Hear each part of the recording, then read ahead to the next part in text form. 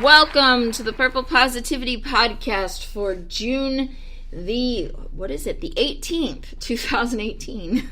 I am your host, the amazingly adorable Rebecca Thistle, podcasting to you live-ish from my new used desk in my apartment, which I called Jeffrey Thistlework. Yes!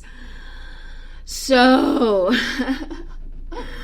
oh man, I just gotta say this before I get into the actual bulk of the show. I'm such a ditz. My mom likes to, or used to say, I don't know how much she says it anymore, my mom used to say that ADD stands for a ditz head duts brain. Well, I had one of those moments today. Actually, I had one of those moments yesterday and on Saturday. Because, you know, I do the Purple Lit Nerd podcast usually on Saturdays. So I sat down to do my podcast, and I started the show, like, I plugged I came in here, and I sat down at my desk, and I plugged my iPad into the charger so that it wouldn't die in the middle of the show. Not that the battery was low, but, you know, better safe than sorry. And I hit the record button, and then I hit the button for the theme song, and I had my headphones on, and I went, why can't I hear the theme song? Only to realize that I hadn't actually plugged my mic/headphones into my iPad, and I was like, oh my gosh, how ditzy is that? So I sort of chalked that up to like, oh, well, you know, it's been a kind of crazy week, and okay, easy to, you know, kind of let logic fly out of your head, right? And then through one event after another, I ended up not recording my podcast, or at least posting it on Saturday. So I tried again on Sunday, exact same thing happened. Sat down, plugged my iPad in, put my headphones on, hit the button to record, hit the theme song button, and went, why can't I hear anything in my headphones? Only to realize I hadn't plugged them in, and then I did it again this morning!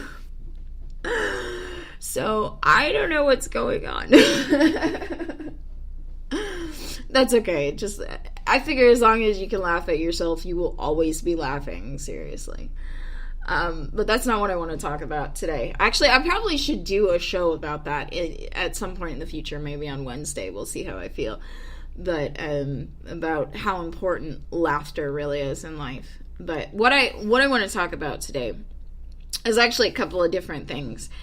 I was talking to, all caps, someone this weekend, and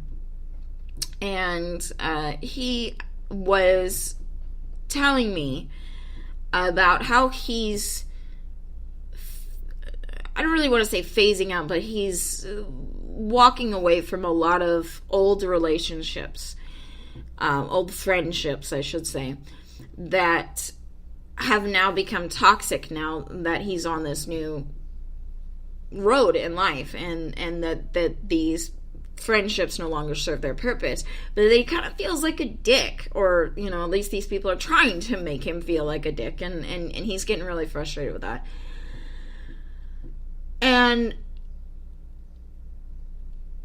so I've been thinking about that, and this morning, as I was sort of kind of meditating and contemplating and whateverating,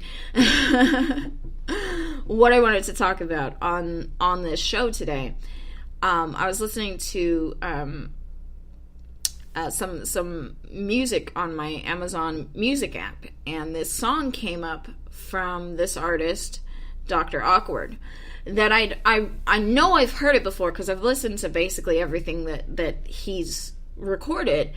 I mean, he's not really doing music anymore for reasons that somehow I missed along the way. But in any event, this song came up called Blank Pages, and I know I'd heard it before, but I never actually like really listened to it. But today, because of where my mind was, and I guess the things going on not only in my life but in all caps someone's life, I really started listening, and it's a song about taking back control of your life, about not defining yourself by somebody else's expectations, that your future is essentially, the metaphor is that your future is a series of blank pages, and you get to decide what goes on those pages. Nobody else gets to decide. So I went, okay, I'm going to tie all this into the to this whole thing about leaving behind old toxic relationships. Everything in your life, good or bad, this is what I well and truly believe. You feel free to disagree with me. Honestly, this is just my opinion. Everything in life, good or bad, serves its purpose in some way. Toxic relationships serve their purpose. Healthy relationships serve their purpose. Everything serves a purpose at some point in life. And eventually, you get to a point where they're not serving that purpose anymore. Where they're not serving, where they're you know, even toxic relationships. Like my son's father and I, we had a very toxic relationship. But when, at the beginning of that relationship, it served a purpose for me. And that purpose was, I needed affection, I needed attention, I needed to feel important to somebody. Eventually, and that's, I mean, I know that's not a very healthy mindset to have. Let me be very clear, that's a failing that I had at that time. However, eventually, he wasn't serving that purpose anymore. And because he wasn't serving that purpose anymore, it made me realize that that was his purpose to begin with, and that was something wrong with me, and that I needed to work on me. So I had to walk away from that situation. That's not the only reason I had to walk away from that situation, but that was one of the reasons. And so he had fulfilled his purpose. He had given me what I thought I needed at the time, only for me to realize that I didn't actually need it. And through that realization, through that epiphany, I got away. And I since then, it's been almost 4 years since I left that situation. It'll be 4 years and 9 months next Monday.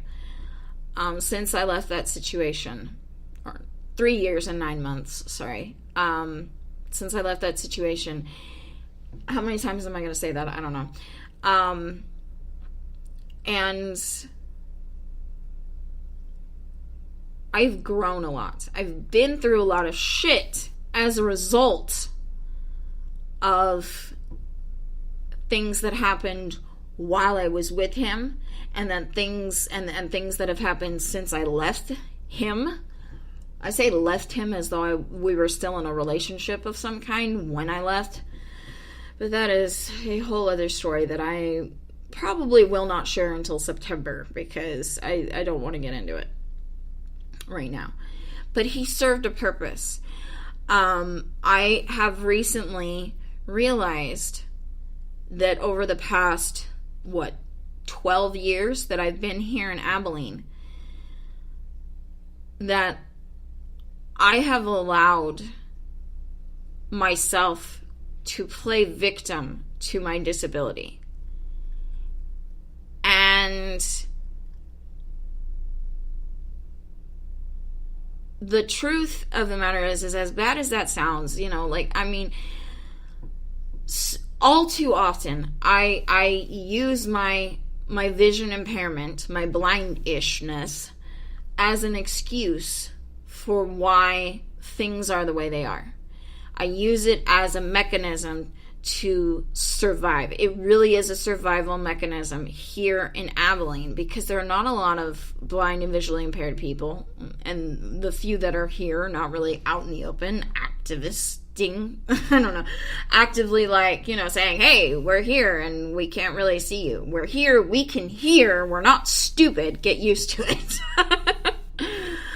Because I don't know if you know this, but if you tell somebody that you're blind here in Abilene, about 60 to 75% of the time, they will then proceed to start shouting at you very slowly because they assume that you are also stupid and deaf. So, but using my disability as an excuse has helped me survive in Abilene. And it has served its purpose. That's a toxic behavior. It has served its purpose. No longer. And so, at some point, you have to walk away from the toxic people and the toxic behaviors and say, you served your purpose at one point, but I have a different purpose in my life. I have a different goal in life. I've got blank pages to fill, and I don't really want to keep filling them this way, in this same manner. In the same manner. There we go. And you have to walk away. And it's never hard, or it's always hard. It's never easy. It's always easier said than done. No joke. I absolutely know that it is always easier said than done. Please, please hear me. I do not want to oversimplify this. And you will get backlash. So much backlash when you start making positive changes in your life. When you start going after what you want. I have a friend, I've mentioned her a few times on the show, I think, Jessica, who just recently got into Texas Tech. She has a bachelor's degree in, I think it's a BFA, a Bachelor of Fine Arts, in studio art or something to that effect, something art related. But she already has a bachelor's degree, but what she has realized since she graduated in 2010, I think, but what she's realized over the years is her degree isn't in what she's really interested in doing. I mean, so she's going back to Texas Tech to pursue a degree in a second bachelor's degree in biology, I think, which she hopes to then proceed after getting that degree. She hopes to proceed then to getting graduate degrees, master's, and a PhD, if I'm not mistaken, and she wants to go into bioengineering. This is a very logical, rational career path. And yet she still has a lot of people looking at her and like she's crazy. Like, why would you do this? You've got a great job with great pay. Why would you give that up to go back to school so that you can get another degree? Or 3, really.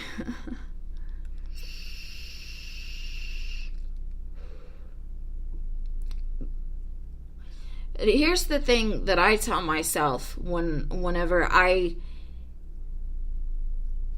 hear this in my life, is that the people who criticize the most are the people who are most afraid of making changes in their lives. They're most afraid of pursuing their own dreams.